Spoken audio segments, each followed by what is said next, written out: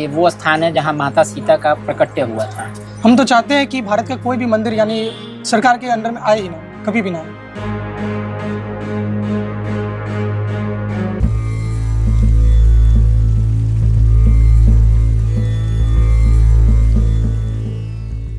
माता जानकी के जन्मभूमि पे ये है हमारा तीसरा वीडियो में, जिसमें हम आपको दिखाएंगे माता जानकी का वो जगह जहाँ पे माता जानकी का नामकरण हुआ था और कहा जाता है यहीं पे माता जानकी का छठी मनाया गया था।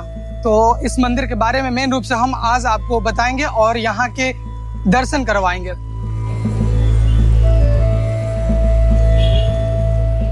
चलिए मंदिर के अंदर चलते हैं और माता जानकी का हम दर्शन करते हैं। आइए।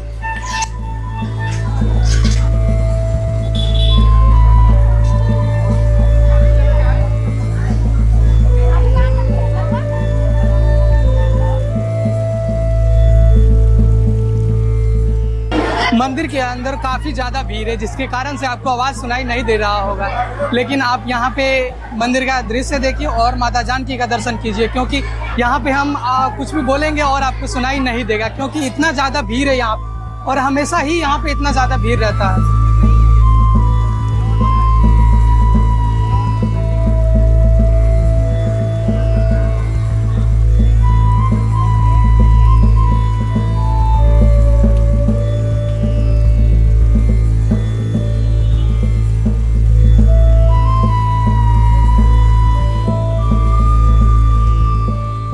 अंदर काफी ज्यादा भीड़ है, जिसके कारण से हम आपको यहाँ के बारे में ठीक से बता नहीं पाएंगे।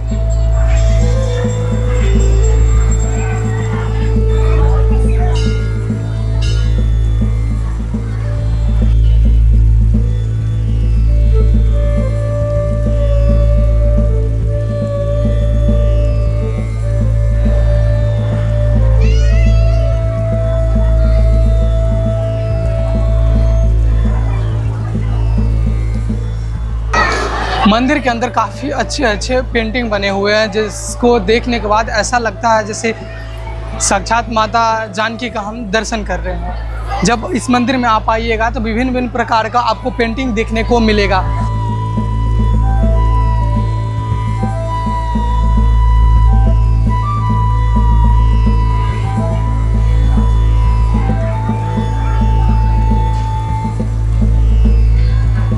माता जानकी का प्रकट स्थल पे, यहाँ पर भी एक प्रकट स्थल है जिसे हम दिखाते हैं अभी कुछ देर में, और वहाँ के कहानी को हम बताते हैं। जो कंट्रोवर्सी है उसे भी हम अभी बताएंगे कुछ देर में।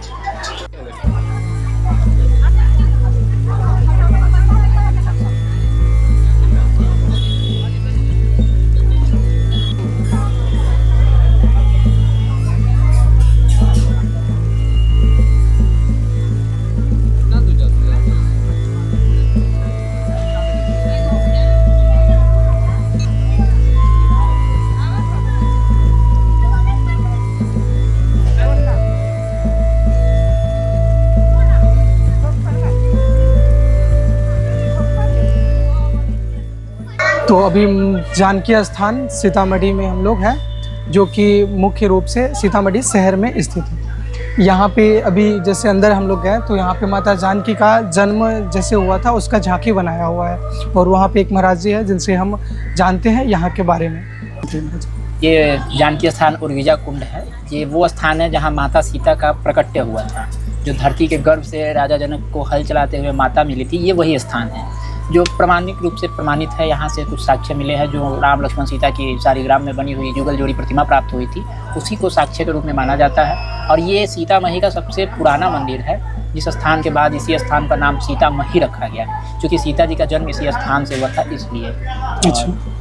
तब से इस स्थान का नाम उर्विजा कुंड रहा है, और उर्विजा कुंड में ही उनका उत्पत्ति हुआ था। इसका वर्णन भी है उर्विजा कुंड का, काफ़ी जगहों पे हमको पढ़ने को मिलता है, काफ़ी इस नाम का साक्ष्य भी मिलते हैं, इसीलिए इस स्थान का नाम उर्विजा कुंड जानकी स्थान। तो जैसे हम लोग अभी पुनौरा धाम गए थे तो महाराज जी वहाँ पे तो का नाम था कि माता जानकी का जो यानी प्रकट हुआ था यहाँ पे हुआ था, ऐसा वहाँ पे सभी लोग बोल रहे थे। लेकिन जब हम लोग यहाँ पे आए तो हम लोग को पता चला कि ऐसा यानी यहाँ पे तो सब कुछ है कि माता जानकी का जन्म यहाँ पे हुआ, प्रकट माता जानकी यहाँ पे हुई थी। तो इसका क्या कारण है, क्योंकि ये तो कंट्रोवर्सी टाइप का हो गया ना। अब ये गवर्नमेंट भी इसमें इंक्लूडेड है, तो वो गवर्नमेंट का मामला है, वो देख ले एक बार। लेकिन मूल जो स्थान है जहाँ से उनका उद्भव हुआ था वो स्थान यही है। यही इसका आप खुद अपने आंखों से देख सकते हैं। अगर एक मंदिर बनाने जा रहे हैं आप और अचानक से 70 एकड़ की रिक्वायरमेंट कर दे रहे हैं लैंड के पास, और इतनी बड़ी स्थान के आप नाम ले रहे हैं जहाँ से धरती पुत्री स्वयं प्रकट हुई हो, उस स्थान पे आप 70 एकड़ जमीन कहाँ से खोज ली है? आप यहाँ पे 7 एकड़ खोजिएगा तो कितने गांव मोहल्ले उजड़ जाएंगे, हाँ, कितने वो लोग तो है। बेघर हो जाएंगे। अगर वो ओरिजिनल मेन स्थान है तो अभी तो वो गाँव क्यों रहा है? उसको आज डेवलप करने की जरूरत क्या पड़ गई?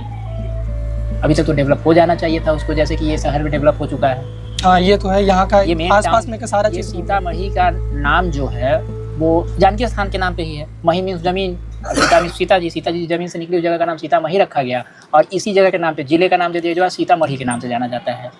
इस पे आप कहानी बना के आप बात बदल सकते हैं, वास्तविकता को नहीं बदल सकते हैं। तो ओरिजिनलिटी ये है। अच्छा, ये जो मंदिर है ये कहीं ना कहीं प्राइवेट प्रॉपर्टी में है आज भी। हाँ, तो अभी तक हमारे आप बंगलामुखी चले जाओ, कामाख्या चले जाओ, थावे मंदिर चले जाओ, जितनी भी पुरानी और बड़ी शक्तिपीठ बड़ी बड़ी मंदिरें हैं वो प्राइवेट में ही है। वो किसी महंत के अंडर में ही रही हैं जो बढ़िया से कार्यरत है आज के समय में। तो कहीं ना कहीं ऐसा भी हो सकता है जैसे कि ये मंदिर आज भी प्राइवेट यानी प्रॉपर्टी में है और वहाँ का है जो गवर्नमेंट के अंदर में आता है। तो शायद ये भी कारण हो सकता है कि उस जगह को यानी प्रमोट किया जाए और इस जगह को नहीं किया जा रहा है। ऐसा भी हो सकता है। ये तो ऑफिशियली सी बात है, यही बात ही है कि उसको गवर्नमेंट अब फ्रंट पे ला के रख रही है, इसको थोड़ा दबा रही है। उससे कोई सुपरता नहीं है। जो लोगों को पता है, जो लोग जानते हैं, वो लोग वहाँ पे सिर्फ उसी भाव से जाते हैं और यहाँ भी आते हैं तो यहाँ का जो है वो उसी भाव से नहीं, आते जो हैं। सच्चाई है वो तो आज न कल आएगा ही। आने वाली बात तो ये तब होती जब नहीं आई होती। वो तो सबके सामने है, सबों के मनों में है कि कौन क्या है। अब रहा बात पक्ष का, तो हर चीज़ों के दो पक्ष हो जाते हैं। अगर दो लोग होते हैं तो दो लोग भी दो पार्टियाँ होंगी तो दो लोग दो भागों में बंट जाएंगे। कुछ लोग इधर हैं, कुछ लोग उधर हैं, ये अपनी मानने पे है। बाकी मूल स्थान जो है, जहाँ का प्रमाण है, जहाँ संतों द्वारा भी सत्यापित है, वो यही स्थान है। ये 1599 ईस्वी से सत मंदिर चल रहा है। ये एक कंट्रोवर्सी है जो कि हम तो नहीं बता सकते हैं। ये जांच का विषय है जो कि सरकार ही कर सकती है, दूसरा तो कोई कर नहीं सकता है। इसमें सरकार की क्या योगदान है? जांच तो आपको वही क्या कर लगता सकता है कि मंदिरों में सरकार को इंटरफेयर करना चाहिए? नहीं, वो तो बिल्कुल भी नहीं करना तो चाहिए। फिर ये आप कभी भी पावर नहीं दे रहे हैं करना सरकार को इंटरफेयर करने के लिए। सरकार का काम है विकास करना, सपोर्ट करना, सुरक्षा देना। वो मंदिरों को सुरक्षा दे। चाहिए। हम तो चाहते हैं कि भारत का कोई भी मंदिर यानी सरकार के अंडर में आए ही ना, कभी भी ना आए। तो वो सरकार का जो काम है सुरक्षा देना, वो सुरक्षा देने का काम करे, ना कि अपने अंडर में लेके उसको कैसे ऑपरेट करना है, क्या रूल्स रेगुलेशन रखने हैं। ये मंदिर अपनी कमेटी बना के, प्रशासन बना के कर सकती है। हाँ, उसका जो काम है वो करने पे ध्यान दे। तो गवर्नमेंट मंदिरों में कहाँ जन्म हुआ, कैसे हुआ, ये डिसाइड करना गवर्नमेंट का काम नहीं है। ये इसके लिए संत समाज है। हमारे संतों में बहुत बड़े बड़े संत हैं, शंकराचार्य लोग हैं, ये सारे लोग कर सकते हैं। तो सक्षम है तो ये काम उन्हीं पे छोड़ दिया जाए ना। अच्छा, एक बात जो है, जैसे पुनौरा धाम है, वहाँ पे क्या हुआ था? वास्तविक तौर पे पुनौरा धाम पुंडरिक ऋषि का आश्रम हुआ करता था। अच्छा। इस स्थान के चारों दिशा में 4 ऋषि रहा करते थे। उन्हीं ऋषियों में से एक पुंडरिक ऋषि थे।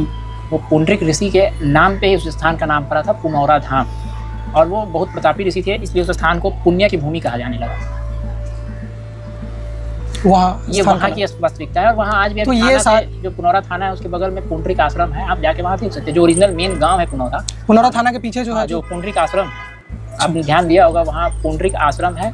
कहा जाता है कि राजा जनक जब यहाँ से अपनी मैया को लेके जा रहे थे जनकपुर वापस, तो यहाँ से पहले उनसे दर्शन करने गए थे। तो मेन रूप से जो है माता जानकी का जन्म स्थल यहाँ पे हुआ था, यानी माता जानकी जो थी प्रकट यहाँ पे हुई थी। इस कुंड के बारे में थोड़ा सा बता दीजिए। इस कुंड का निर्माण जब इस स्थान की खोज हुई, यहाँ पे उनके बाल्य स्वरूप की पूजा की जाने लगी, उसके उपरांत हुआ। उस यहाँ लोग साधु संत लोग जब मिट्टी ले जा गए तो उस दौरान ये गड्ढा हो गया और इसमें जल आपूर्ति आ गया। इसका जल ना ही तो कभी सूखा है, ना ही इसे आप सुखा सकते हैं। मुझे यानी जो यहाँ का ये जो कुंड है ये कैसे बना था, इसके बारे में थोड़ा हमारे मिट्टी लेके जाने लगे, उस दौरान ये गड्ढा हो गया और इसमें जल नीचे से भी आ गया और ऊपर से वर्षा का जल का भी ठहराव होने लगा और सूखना इसका जल बंद हो गया। इसका जल कभी सूखता ही नहीं है पूरा। आप इसको सुखा भी नहीं सकते। अगर कोशिश करके हम पानी निकाल के फेंक देते हैं तो वो भी पॉसिबल नहीं है।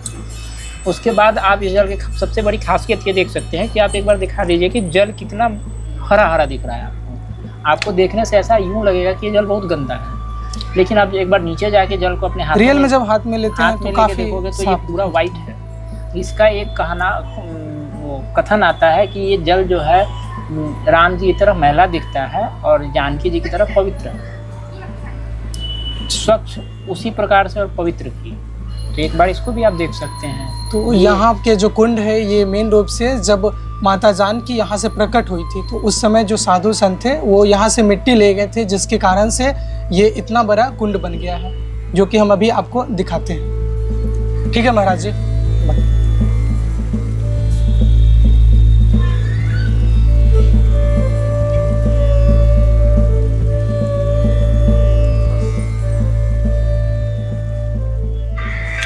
तो जैसे जैसे हम माता जानकी के बारे में जान रहे हैं वैसे वैसे कुछ नया जानने को हमको मिल रहा है। अभी हम लोग जब पुनौरा धाम गए थे तो वहाँ के जो महाराज जी थे वो बोल रहे थे कि माता जानकी का यानी प्रकट स्थल वहाँ पे है, लेकिन जब हम लोग सीतामढ़ी आए तो पता चला माता जानकी का प्रकट स्थल यहाँ पे है। यहाँ पे कुछ साक्ष्य भी मिले हैं जो कि माता जानकी का प्रकट स्थल होने का प्रमाण देता है। जैसे यहाँ पे जो मूर्ति अभी स्थापित है माता जानकी जो स्थापित है वहाँ पे, उसमें यानी जो वो है मूर्ति वो मेन रूप से यहाँ से ही मिला हुआ था, जो कि अभी स्थापित है माता जानकी मंदिर में। पीछे एक बजरंगबली का मूर्ति है, काफ़ी भव्य लग रहा है देखने में। और ये चारों तरफ यहाँ पे ये तालाब है जिसमें विभिन्न प्रकार के मछली है। ऊपर से आपको देखने से लगेगा कि ये ग्रीन है, ऊपर से लगेगा आपको कि ये ग्रीन है, लेकिन जब इसको हाथ में आप लीजिएगा तो ऐसा लगेगा जैसे एकदम पानी क्लीन है यहाँ का, क्योंकि जब हाथ में इसको उठाते हैं तो पता चलता है कि कितना ज़्यादा साफ पानी है यहाँ का।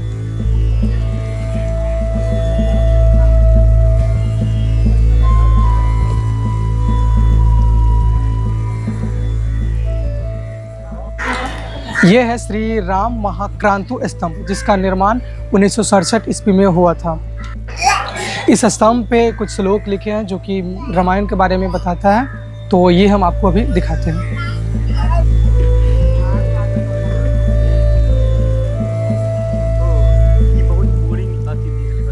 इस स्तंभ के बारे में यहाँ पे इसका पूरा इतिहास लिखा हुआ है, आप इसे पढ़ सकते हैं।